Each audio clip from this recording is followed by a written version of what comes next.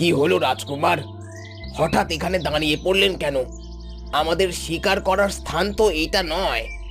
হ্যাঁ, সেটা তো জানি, তবে আমার মন বলছে এখানে অনেক পশু পাখি থাকবে। জঙ্গলের পরিবেশটা দেখুন না, কত সুন্দর। হ্যাঁ, আপনি ঠিকই বলেছেন, কিন্তু আশেপাশে একটা পশু পাখিও তো দেখতে পাচ্ছি না। পাবেন পাবেন, আগে একটু ধৈর্য ধরুন, সবকিছু তো আর হাতের কাছে চলে আসবে না।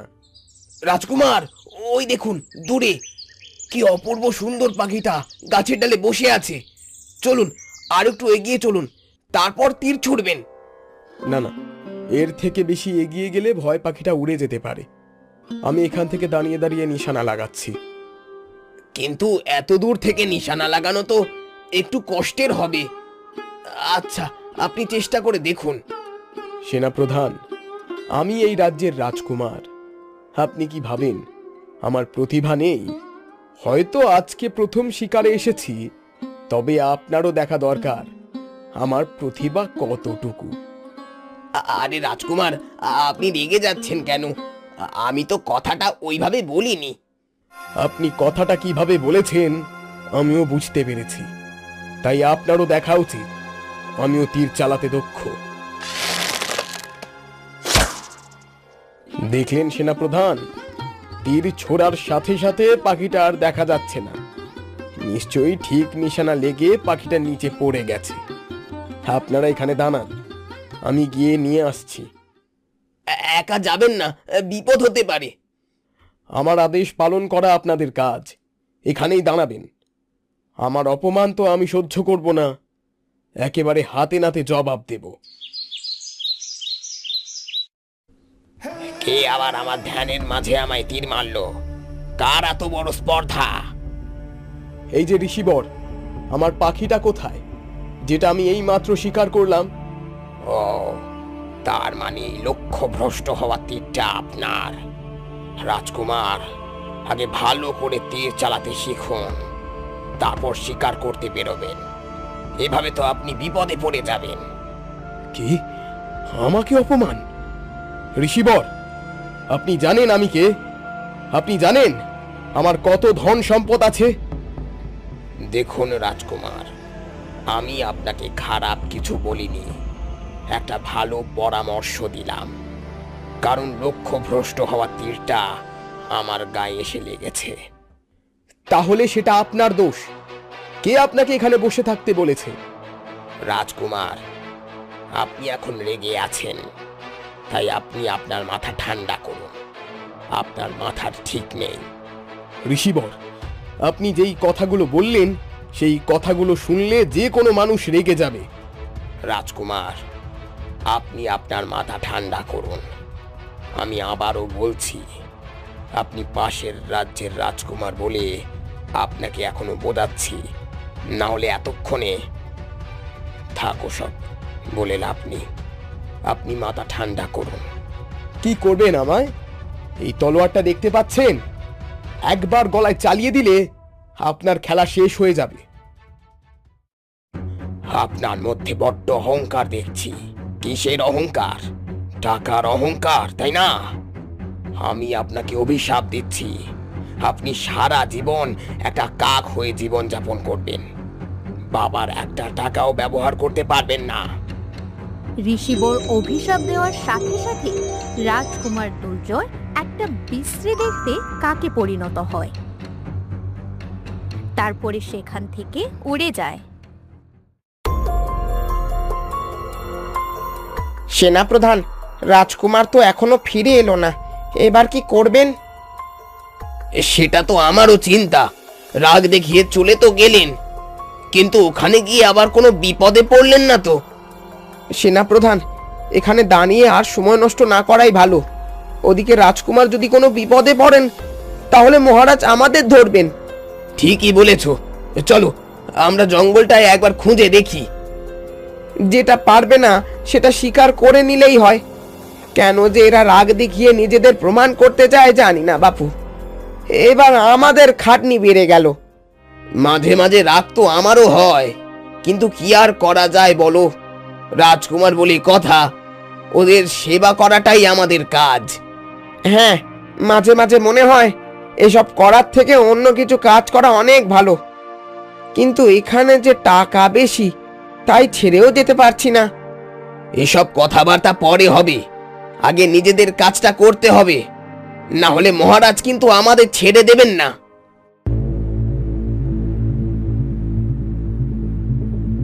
সেনাপ্রধান এবং প্রহরী অনেকক্ষণ ধরে গোটা জঙ্গলটায় রাজকুমারকে খোঁজাখুঁজি করে, কিন্তু তাকে দেখতে পায় না। এত খোঁজাখুঁজির পরও দেখতে পেলাম না, আমাদের ভাগ্যটাই খারাপ। চলো রাজপ্রাসাদে ফিরে গিয়ে সবকিছু মহারাজকে বলি। এসব শোনার পর মহারাজ আমাদের ছেড়ে দেবেন বলে মনে হয় না। তাও কি আর করা যাবে, ভাগ্যে যা লেখা থাকবে সেটাই হবে।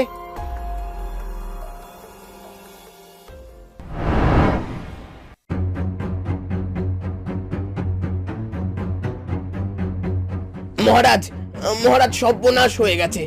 শিকার করতে গিয়ে রাজকুমার। রাজকুমারের কি হয়েছে? চুপ করে থেকো না সেনাপ্রধান, বলো আমাকে। রাজকুমার হারিয়ে গেছেন। জঙ্গলে উনি আমার সাথে রাগারাগি করে একা শিকার করতে গেলেন, তারপর থেকে আর ফিরে আসেননি। এক একটা অপদার্থের দল পুষেছি আমি, একটা কাজও তোমাদের দিয়ে হয় না। আমি তো যথেষ্ট করেছি। রাজকুমারের আদেশ পালন করা তো আমার কর্তব্য। উনি যদি আমাকে আদেশ দেন তাহলে আমি কি করব? আর অজুহাত দিতে হবে না, তোমার যত সৈন্য লাগে নিয়ে যাও, তবে আমার রাজকুমারকে কিন্তু আমার চাই। এই রাজ্যের একমাত্র উত্তরাধিকারী সে। যথাজ্ঞা মহারাজ, আমি গোটা জঙ্গলটা তন্ন তন্ন করে খুঁজে দেখব। এখানে বড় বড় কথা না বলে তাড়াতাড়ি কাজ করো। আজকে রাতের মধ্যে যদি আমি আমার রাজকুমারকে না পাই, তাহলে তোমাদের প্রত্যেকটাকে আমি দেখে নেব। মহারাজ, আমি আমার দিক থেকে সম্পূর্ণ চেষ্টা করব। কি আবার হলো কে জানে, আবার যদি কোনো বিপদ আপদ হয় তাহলে তো হয়েই গেল। কি করতে যে এদেরকে এত টাকা দিয়ে কাজে রেখেছি কে জানে। মহারাজ, আমাকে যাওয়ার আজ্ঞা দিন। তা যাও না বাপু, কে ধরে রেখেছে তোমায়? সকাল সকাল আবার একটা চিন্তা মাথার মধ্যে চলে এলো।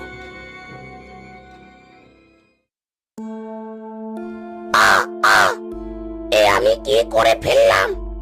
ওই ঋষিবর যে আমাকে কাক বানিয়ে দিল। আমি যদি এখন রাজপ্রাসাদে ফিরেও যাই তাহলেও তো কেউ আমাকে চিনতেও পারবে না। এই, কে তুমি? আর আমার বাসার কাছে কি করছো? এখানে আমার বাড়ি, তুমি এই গাছ থেকে চলে যাও। না না, আমি কোনো ক্ষতি করব না। তোমাকে তো আগে কোনোদিন এই জঙ্গলে দেখিনি, নিশ্চয়ই কিছু মতলব নিয়ে এখানে এসেছো। ভালোই ভালোই বলছি, এখান থেকে চলে যাও, না হলে কিন্তু আমি আমার দলকে ডেকে এনে তোমার এমন অবস্থা করব যেটা কল্পনা করতে পারবে না।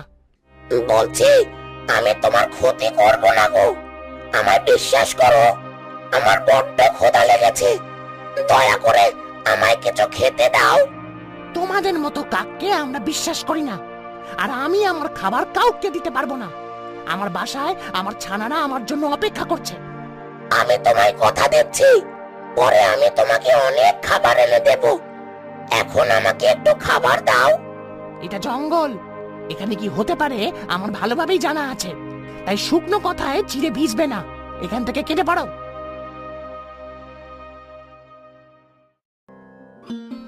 এত খোঁজাখুঁজি করলাম, একটুও খাবার পেলাম না। আরে আরে, ওই তো মাটিতে একটু টুকরো খাবার পড়ে আছে বলে মনে হচ্ছে। হ্যাঁ, ঠিকই দেখছি, যাই ওখানেই।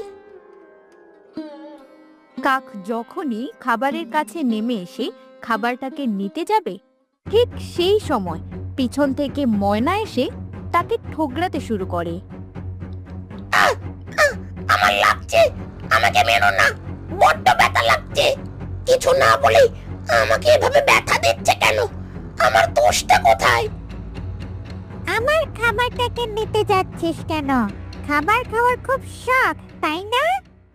সত্যি বলছি, আমি জানতাম না এটা তোমার খাবার, তাহলে আমি আর হাত দিতাম না। খাবার দেখে নিতে যাচ্ছিস আর জানিস না এখানে কে থাকে।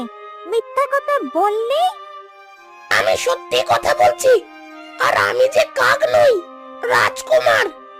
ঋষির অভিশাপে আমি এমন হয়ে গেছি। সত্যি বাবা, এক টুকরো খাবার খাওয়ার জন্য এত নাটক। এসব নাটক করে খাবার পাওয়া যাবে না। এক টুকরো খাবার জোগাড় করতে অনেক কষ্ট করতে হয়। আমি নাটক করছি না, আমি নাটক করছি না। যেটা সত্যি সেটাই বললাম। আমার কাছে রূপকথার গল্প শোনাতে এসেছে। হে হে হে। এরপর শুনবো নাকি রূপকথার ঘোড়া আসল হয়ে উঠেছে। পালিয়ে যা এখান থেকে, না হলে কিন্তু আমার ব্যথা দেব।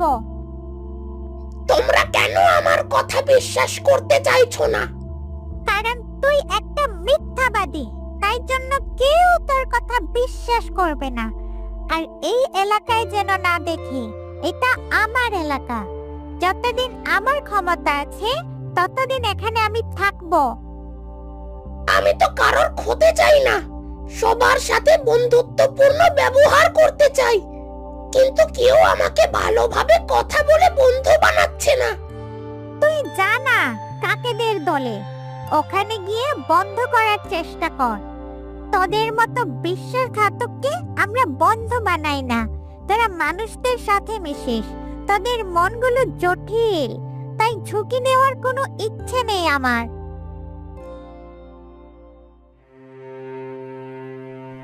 এভাবে যদি আমাকে সারা জীবন বেঁচে থাকতে হয়, তাহলে আর বেশি দিন হয়তো বাঁচবো না। এত কষ্ট করেও এখন একটুখানি খাবার জোটাতে পারলাম না, আর পাচ্ছি না। ওপরওয়ালা, এবার তুমি রক্ষে করো আমাকে। আমি আজকে বুঝতে পারছি এত অহংকার ভালো নয়। কাক উড়তে উড়তে ক্লান্ত হয়ে হঠাৎ মাটিতে পড়ে যায়। এই সময় জঙ্গলের পথ ধরে হেঁটে আসছিল অবন্তিকা। পাখিটিকে পড়ে যেতে দেখে অবন্তিকা ছুটে যায় তার কাছে। আরে আরে, ওই পাখিটা ওভাবে পড়ে গেল কেন? যাই গিয়ে দেখি তো। মনে হচ্ছে কোনো চোট লেগেছে। আরে শিকারীদের নিয়ে পারা যায় না, যখন তখন পশু পাখিদের জখম করে দিয়ে নিয়ে চলে যায়। এসব করে কি পায় বাবা জানি না।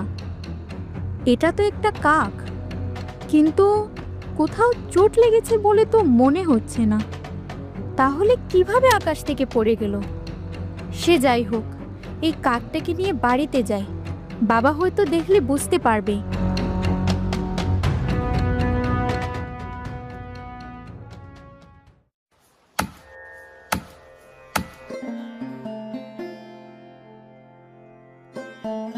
আরে মা, তুই চলে এসেছিস? আজকে এত দেরি হলো কেন রে? এই দেখো না, আসার পথে এই পাখিটাকে পেলাম, হঠাৎ করে আকাশ থেকে পড়ে গেল। কই দেখি। আরে, এটা তো একটা কাক। ডানাতে তো কোনো আঘাত লাগেনি, তাহলে হঠাৎ করে পড়ে গেল কিভাবে? আমার মনে হচ্ছে খুব ক্ষুধার্ত, একটু কিছু খেতে দিতে হবে, তাহলে আশা করছি ঠিক হয়ে যাবে। আচ্ছা, তাহলে আমি ভিতর থেকে গিয়ে খাবার এনে দিই, তুমি ততক্ষণ ওকে ধরে দাঁড়াও। আচ্ছা, আমাকে দে তাহলে। অবন্তিকা ঘরের ভেতর থেকে খাবার এনে দেয়। শ্যামল আস্তে আস্তে কাকটিকে ধরে ধরে খাবার খাইয়ে দেয়। আমার তো মনে হচ্ছে খেতে পাইনি, দেখ না কেমন ভাবে খাচ্ছে। হ্যাঁ গো বাবা, আমি তো ভেবেছিলাম কোনো শিকারীর নিশানা হয়েছে, কিন্তু এ তো অন্য ব্যাপার। হ্যাঁ রে, তবে এখন একে আমাদের কাছেই রাখতে হবে। ভালোভাবে সুস্থ হলে তবেই জঙ্গলে ছাড়া যাবে। ও পাখি, ভালো করে খাওয়া দাওয়া করো, তাড়াতাড়ি সুস্থ হতে হবে কিন্তু, তারপর তোর সাথে অনেক খেলবো। পাগল মেয়ে আমার, পাখি আবার কথা বলে নাকি? হ্যাঁ বলে, প্রকৃতিও কথা বলে, শুধু কথা বলার মতো মন চাই। তাহলে সব পশু পাখির কথাই বোঝা যায়। বুঝলে বাবা? আমি অত জানি না বাবা, তবে তুই যাই করিস করতে খুব ভালো লাগে। ওই জন্যই তো তোমায় আমি এত ভালোবাসি গো। আচ্ছা বাবা, তুমি কাজ করে নাও, আমি পাখিটাকে নিয়ে ভিতরে যাচ্ছি। আচ্ছা যা, কিন্তু ওকে নিয়ে বেশি খেলাধুলা করিস না এখন। ও খুব ক্লান্ত, ওর এখন বিশ্রামের দরকার আছে।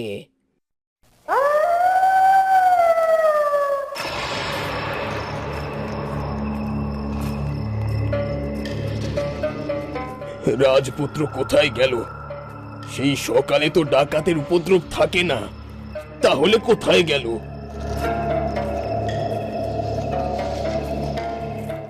মহারাজ, মহারাজ, রাজপুত্রকে এখনো খুঁজে পাওয়া যায়নি।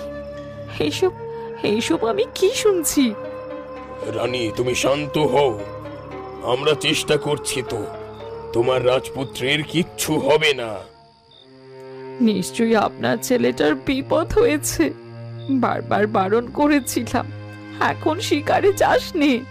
আমার আমার একটা কথাও শুনবে না। আহা রানী, ও এই রাজ্যের রাজপুত্র, ওকে সব কিছুই শিখতে হবে। আমি যখন থাকবো না, তখন এই রাজ্য তো ওকেই চালাতে হবে। আপনি আর কথা বলবেন না। কেমন রাজা হয়েছেন আপনি যে নিজের রাজপুত্রকে খুঁজে বের করতে এত সময় লাগে? রানী, তুমি কেঁদো না। আমরা তো সব জায়গাতেই খোঁজাখুঁজি চালালাম, কিন্তু কোনো লাভ হলো না। আমাদের রাজ্যটা কি ছোট নাকি? এই যে বৃহৎ সাম্রাজ্য। সেসব আপনার মাথা ব্যথা। আমি আমার রাজপুত্রকে কালকের মধ্যেই চাই, না হলে আমি কিন্তু... আচ্ছা আচ্ছা, পাবে পাবে, আমি কিছু একটা ব্যবস্থা করছি। আশা করছি এতে কাজ হবে। আজকে সকাল থেকে আমাকে এইভাবে মিথ্যে আশ্বাস দিচ্ছেন। আর কত? আমার এত ধন সম্পদ কিচ্ছু লাগবে না। আপনি আপনি শুধু আমার ছেলেটাকে খুঁজে এনে দিন। আমার কথা একটু বিশ্বাস করো, আমি কালকেই সারা রাজ্যে ঘোষণা করে দেব এসব ব্যাপারে। আশা করছি খুব তাড়াতাড়ি পেয়ে যাব আমাদের রাজপুত্রকে। আমি আমার রাজপুত্রকে পেয়ে গেলে এসব ছেড়ে অনেক দূরে চলে যাব। দরকার নেই, এত ধন সম্পত্তির আমার কোনো দরকার নেই। একটু একটু শান্তিতে থাকতে পারলেই আমি খুশি।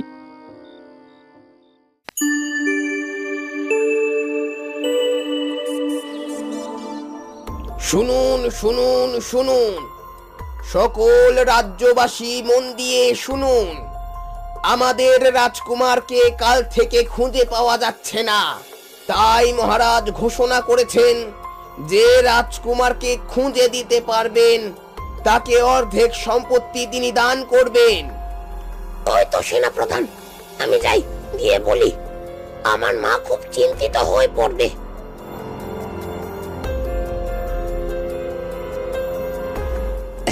এই কাকটাও তো ঝামেলা করছে। এই এই যা যা বলছি, এমনিতেই মাথায় প্রচুর চিন্তা, এরপর তুইও আবার এমন করবি। আমি তোমাদের রাজপুত্র গো, আমার কথাটা একটু মন দিয়ে শোনো সেনাপ্রধান। আমাকে খোঁজার আর কোনো দরকার পড়বে না। এই, যা যা, আবার সেই মাথার গোড়ায় ভন ভন করে উড়ছে। এবার কিন্তু আমার মাথা গরম হয়ে যাচ্ছে। কি বিকট ডাক রে বাবা! সেনাপ্রধান কি আমার কথা শুনতে পাচ্ছে না? দয়া করে মন দিয়ে শুনুন, আমি আপনাদের রাজপুত্র। উফ, এ তো শান্তিতে কাজও করতে দেবে না। এখানে আর দাঁড়ানো যাবে না দেখছি। যেও না সেনাপ্রধান, আমি এই রাজ্যের রাজপুত্র, আমাকে নিয়ে যাও। শুনুন রাজ্যবাসী শুনুন, যে রাজপুত্রকে খুঁজে দিতে পারবে সে পাবে মহারাজের অর্ধেক সম্পত্তি। এই সুযোগ হাতছাড়া করবেন না। তাড়াতাড়ি সকলে কাজে লেগে পড়ুন। আমার ভাষা হয়তো আর কেউ বুঝতে পারবে না। আমি হয়তো সারা জীবন এমনি হয়েই থেকে যাব। এই কষ্টের জীবন আর আমার সহ্য হচ্ছে না।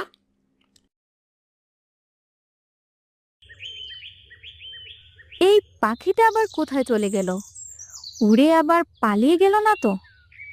ওহে আমার পাখি বন্ধু, আমি তোমার জন্য খাবার এনেছি। তুমি যেখানেই থাকো না কেন, আমার কাছে উড়ে এসো।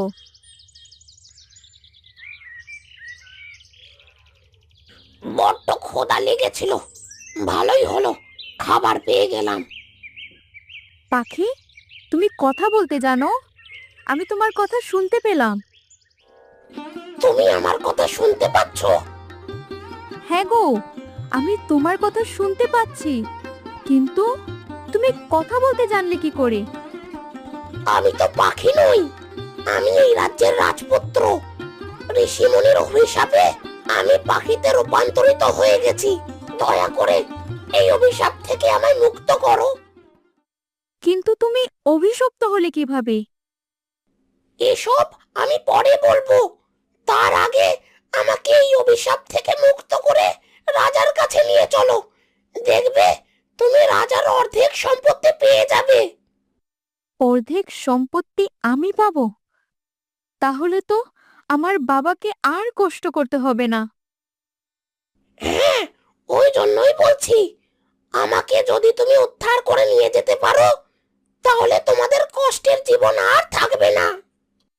কিন্তু এই অভিশাপ থেকে তোমাকে মুক্ত করব কিভাবে? কোনো উপায় কি তোমার কাছে জানা আছে? সেটা তো আমি জানি না, তবে গভীর জঙ্গলে গেলে তুমি ঋষিকে দেখতে পাবে। সে হয়তো বলে দিতে পারবে এসব থেকে মুক্ত হওয়ার কিছু উপায়। কিন্তু জঙ্গলে তো কোনো ঋষিকে আমি দেখতে পাই না। এত দিন জঙ্গলের পথ দিয়ে যাওয়া আসা করি, কোনো ঋষিকে তো আমি চিনি না। গভীর জঙ্গলে ধ্যানমগ্ন অবস্থায় ঋষিকে তুমি পাবে। দয়া করে আমাকে এই সাহায্যটুকু করে দাও। হ্যাঁ, আমি তোমার সাহায্য করব। তবে তো আমাদের অবস্থার উন্নতি ঘটবে। আমার বাবা একটু সুখে শান্তিতে আরাম করে থাকতে পারবে। আমি এক্ষুনি যাচ্ছি। সেনাপ্রধান, আমার রাজপুত্রের কোনো খবর পাওয়া গেল? আগে মাফ করেন মহারাজ, এখনো পর্যন্ত কোনো খোঁজ খবর পাওয়া যায়নি। তবে আমাদের গোটা সৈন্যদল এই কাজে ব্যস্ত। এত বড় পুরস্কার ঘোষণা করার পরও যদি এখনো আমার রাজপুত্রকে পাওয়া না যায়, তাহলে আমি আর কি করতে পারি? মহারাজ, এটা কোনো ডাকাত দলের পরিকল্পনা নয়। যদি ডাকাত দল রাজকুমারকে ধরে নিয়ে যেত, তাহলে তারা কিছু না কিছু দাবি করতই। তবে সেরকম কোনো কিছুই চিঠি আসেনি। তাহলে কি হতে পারে? আমার তো কিছুই মাথায় ঢুকছে না। আর এদিকে তোমাদের রানীমা আমার মাথা খারাপ করে দিচ্ছে। মহারাজ, আমরা যথাসাধ্যভাবে কাজ করে যাচ্ছি। এবার যদি উপরওয়ালার কৃপা হয়, তাহলে রাজকুমারকে খুব তাড়াতাড়ি খুঁজে পেয়ে যাব। এখন আমাকে যাওয়ার অনুমতি দিন। আমারই হয়তো কপাল খারাপ, তোমাদেরকে দোষ দিয়ে আর কি হবে। ঠিক আছে, যাও।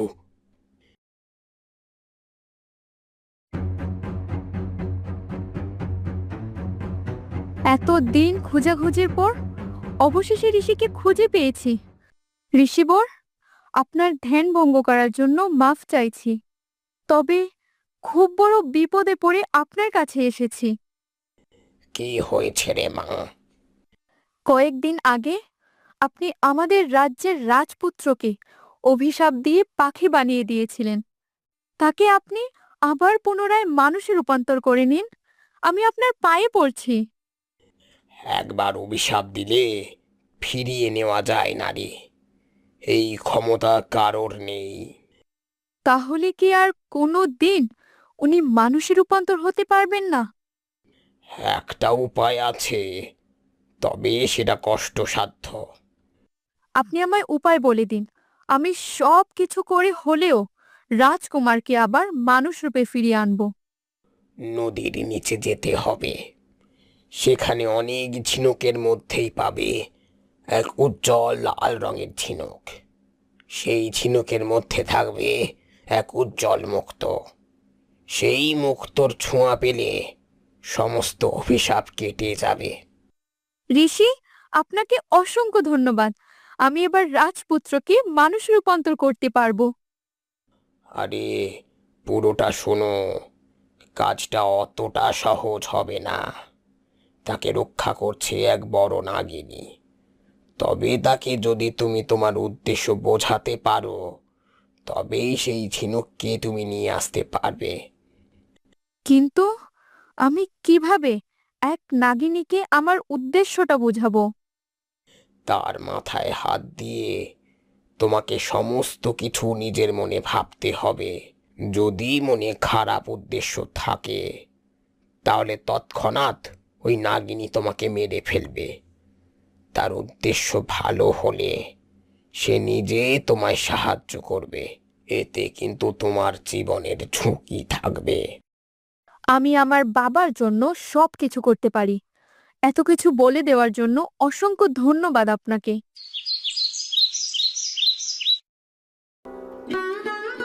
আমাকে যে করেই হোক ওই ঝিনুক তাকে খুঁজে বের করতেই হবে। রাজকুমারকে আবার মানুষের রূপান্তর করতেই হবে।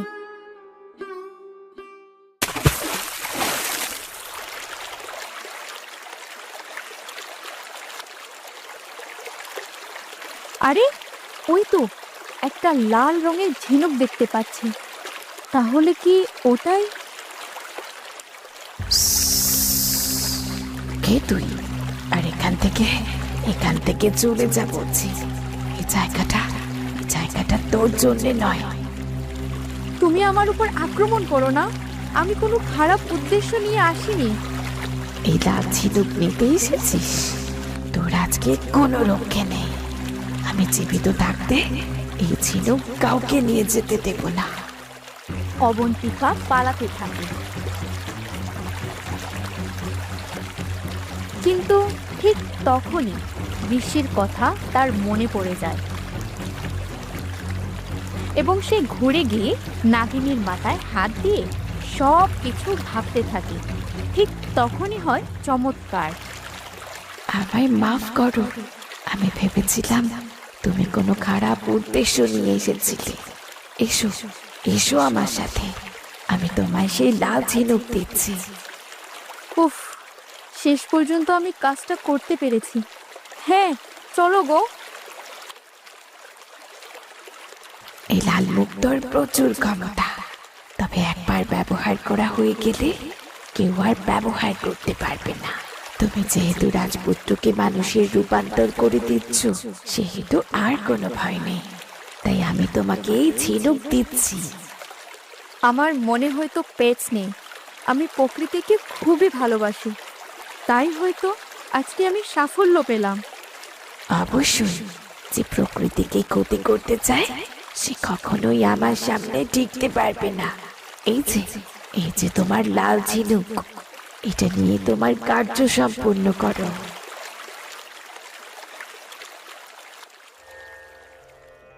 সেই কতদিন হয়ে গেল আমার মেয়েটা বেরিয়েছে, এখনো বাড়ি ফিরল না। আবার কোনো বিপদ আপদ হলো না তো?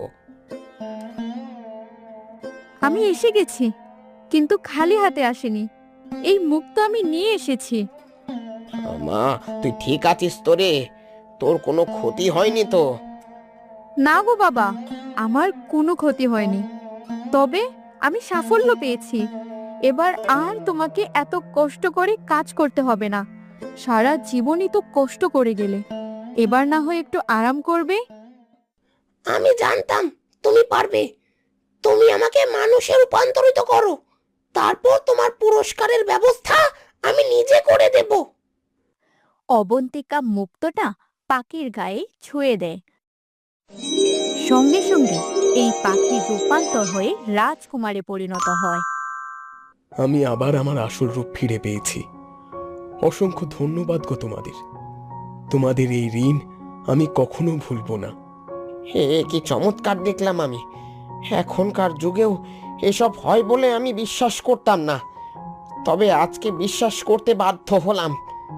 তোমাকে তো আমি আগেও বলেছিলাম বাবা, বিশ্বাসে মিলায় বস্তু, তর্কে বহুদূর। অবন্তিকা, তুমি চলো আমার সাথে। আমি তোমার পুরস্কারের ব্যবস্থা করে দিচ্ছি। তোমাদের আর দুঃখে থাকতে হবে না। এবার তোমাদের সুখের দিন শুরু। বাবা, তাহলে কি আমি যাব? আরে অবন্তিকা, তুমি একা যাবে কেন? তোমার বাবাকেও নিয়ে চলো। তোমার বাবা তো আমার কম সাহায্য করেননি। আপনিও আসুন। আমি রাজপ্রাসাদে যাব, আমাকে ঢুকতে দেবে? দেবে বই কি, আলবাত দেবে। আপনাদের সাথে কে দাঁড়িয়ে আছে জানেন? রাজ্যের রাজপুত্র। তবে এটা আমি অহংকার করে বলছি না। আমি বুঝে গেছি অহংকার করলে কি হয়। আসুন আমার সাথে।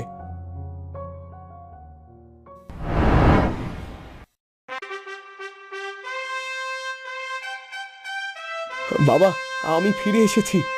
তুমি কেমন আছো বাবা? বাবা, তুই ফিরে এসেছিস? তুই জানিস তোকে ছাড়া আমাদের কি অবস্থা হয়েছিল? কোথায় চলে গিয়েছিলি রে তুই? সে অনেক বড় কাহিনী। তবে এটুকু জেনে রাখো, ঋষির অভিশাপে পাখি হয়ে গিয়েছিলাম, আর এই অবন্তিকা আর তার বাবা আমাকে বাঁচিয়েছে। আমি এই রাজ্যের রাজা হয়ে আপনাদের কাছে হাত জোড় করে ধন্যবাদ জানাচ্ছি। আমার ছেলেকে ফিরিয়ে দেওয়ার জন্য অসংখ্য ধন্যবাদ। এসব আপনি কি করছেন মহারাজ? আমরা গরিব মানুষ, আপনি আমাদের কাছে হাত জোড় করলে আমরা ছোট হয়ে যাব। কিন্তু আর যে গরিব থাকবেন না। আমার ঘোষণা মতো আপনারা আমার অর্ধেক সম্পত্তি পাবেন। বাবা, আমার এটাতে আপত্তি আছে। অর্ধেক কেন, যদি পুরো সম্পত্তিটাই পায়? তোর কথা আমি বুঝতে পারলাম না। আমি অবন্তিকাকে বিয়ে করতে চাই। খুব ভালোবেসে ফেলেছি গো বাবা। তবে আমি জোর করে বিয়ে করতে চাই না। যদি অবন্তিকা রাজি থাকে তবেই হবে। শ্যামল বাবু, শুনলেন তো আমার ছেলের বক্তব্য। আপনার মেয়েকে বিয়ে করতে চায়। আপনারা একটু কথা বলে নিন। যদি রাজি থাকেন তাহলে জানাবেন। আর হ্যাঁ, ভয় পাওয়ার দরকার নেই। আপনাদেরও যদি মত না থাকে তাহলে নিশ্চিন্তে জানাতে পারেন। আচ্ছা মা অবন্তিকা, তুই কি এই বিয়েতে রাজি? ভয় পাস না রে মা, মহারাজ তো অভয় দিয়েছেন। হ্যাঁ, রাজপুত্রকে আমার পছন্দ হয়েছে। তবে আপনারা এত বড় মানুষ, আর আমার বাবা সামান্য কাঠুরে। সেসব নিয়ে তোমরা ভেবো না। আমরা কাউকে কোনোদিন টাকা দিয়ে বিচার করি না। হয়তো আগে করতাম, কিন্তু এখন আমার মন পুরো বদলে গেছে গো। মহারাজ, আমার মেয়ে তো রাজি। এবার আপনারা সিদ্ধান্ত নিন কি করবেন। আমার ছেলে বৌমা যখন রাজি, সেখানে আমি আবার বাধা দিতে পারি নাকি? কাল থেকেই বিয়ে বাড়ির আয়োজন শুরু হবে। এভাবেই অবন্তিকা এবং রাজপুত্র দুজন দুজনকে ভালোবেসে ফেলে। রাজপুত্র বুঝতে পারে অহংকার মানুষকে পতনের দিকে ঠেলে দেয়।